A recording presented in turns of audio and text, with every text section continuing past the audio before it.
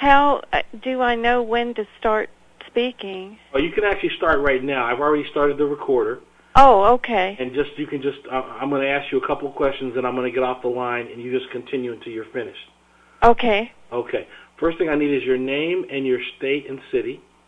Okay. Mary Lou Hoerster, Okay. Fredericksburg, Texas. Okay. And would you please tell me what you're having a problem with, and tell me how long it's been going on, and what you've tried to do so far to deal with the problem. Okay. The problem is continual harassment of all sorts that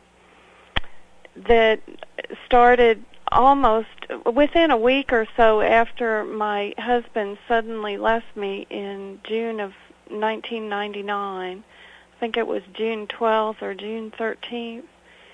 And within a week or two of that, we noticed a small white car with a lot of heavily tattooed men, big, burly men, Caucasians, cruising repeatedly back and forth in front of our house. And then a day or so after that, there was a brown or maroon van parked in front of our house in high heat for a long period of time with a single male Caucasian occupant who appeared to be using drugs and appeared to be extremely impaired. And I took down the license plates and the vehicle information and turned them into the police, local police.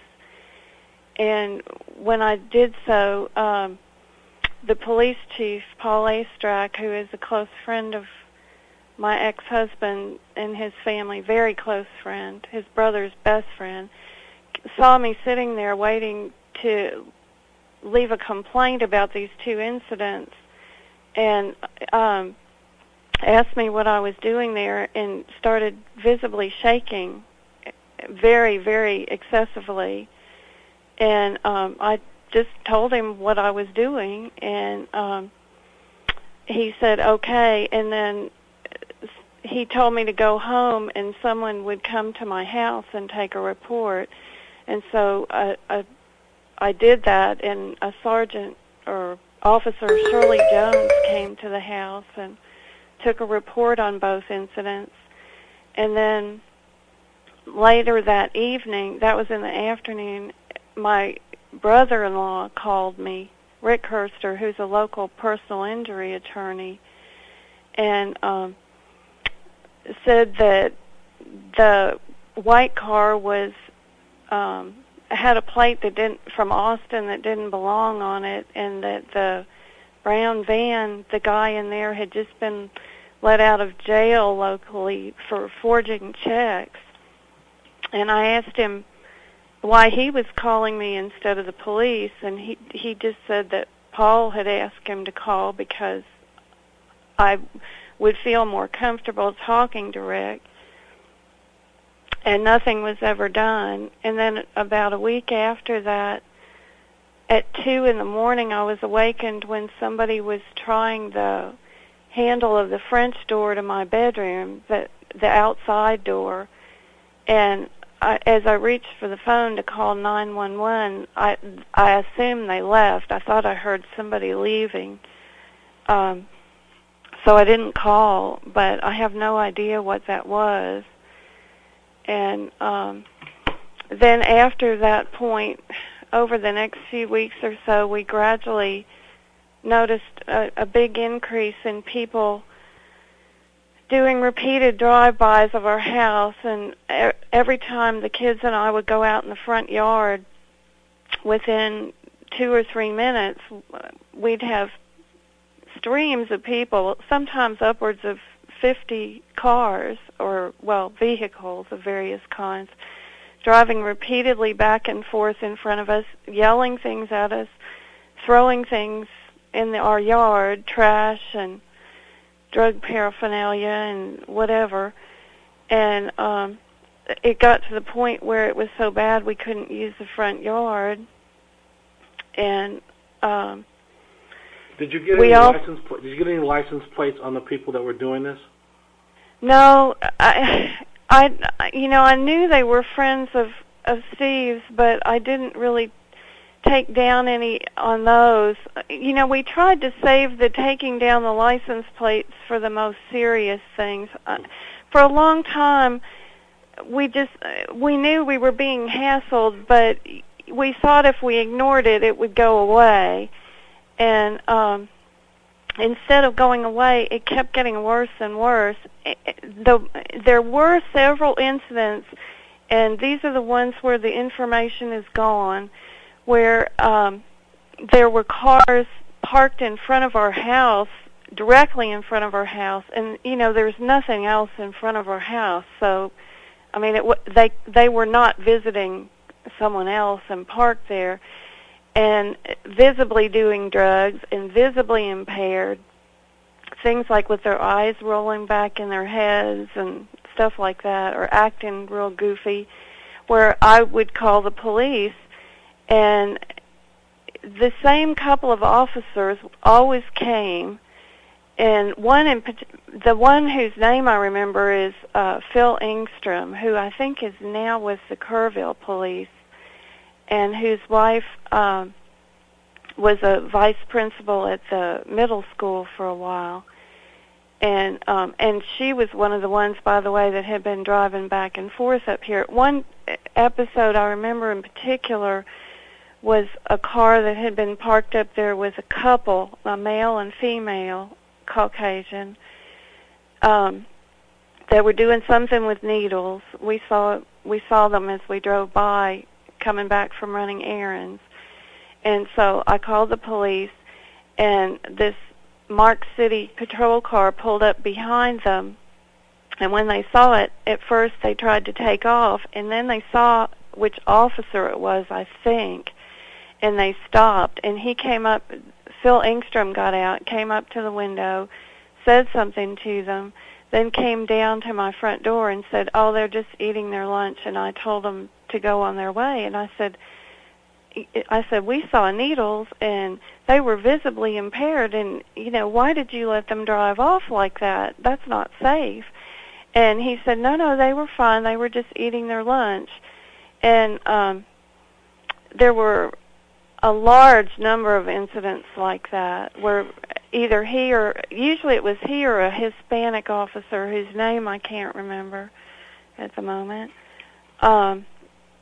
But there were other officers, too. Oh, and I called the police at one point because the city of Fredericksburg had bought this house that backed up to my property, and when they cleaned it out, they dumped all the trash from it on my property. There was a mattress and box springs, and it was a very, very large amount of trash, and they just threw it over the fence onto my property. And so I called the police, and a Hispanic officer came out, and he just said, well, I'll look into it and get back to you, which he never did.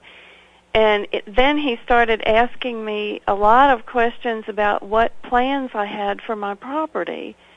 And I said, well, I don't know. We just want to live on it. I said, I really don't know. And he kept asking me that over and over and over again. But I don't remember his name, unfortunately. I think his first name might have been Renee, but I'm not sure about that. Okay. Can you give me the names of all the police departments that are in your area that you have a problem with in terms of being non-responsive or failing to investigate? As far as non-responsive or failure to investigate, it's city police, city of Fredericksburg under Paul A. Strack. For a short time after Steve left, we had not yet been annexed, and we were dealing with Gillespie County Sheriff's Office under Milton Young, who's also a friend of my ex's. Okay. But I think it was such a short time. I don't know if I ever called them or not, and it's the same dispatcher either way, and it's the same law enforcement office. Okay. All right. Are there any additional incidents that you want to add to what you said so far? Well, we've had incidents in Kerrville, too, numerous problems with Kerrville police, but I have never been brave enough to file complaints over there, and some of those have been quite frightening. Kerrville police officers in marked blue and white patrol cars following us a lot. Like I remember pulling into a fast food restaurant over there with my cleaning lady, who probably had tipped them off that I was over there, but that's just a guess. Mm-hmm. And this Kerrville police officer pulled in and parked right behind me when I was parking, and sat there for a couple minutes, and then circled the parking lot 3 or 4 times at least, and followed us most of that day. And he had supervisor written on the front of his car, because I reported a number of these incidents to the FBI in San Antonio as they started escalating, and I started getting more and more frightened. And I remember I reported that incident and those first 2 incidents. Okay. Anything else you want to add at the moment? The other specific incident that I remember was right before my daughter's prom. We went into the H-E-B in Kerrville, and a uniformed Kerrville police officer and another man who was not in uniform, an older man who must have been a supervisor or a sheriff or something like that, someone who was very authoritative, followed us in, and they stayed with us in the flower section of the whole time. We were ordering flowers for my daughter for the prom, and they stayed right there with us.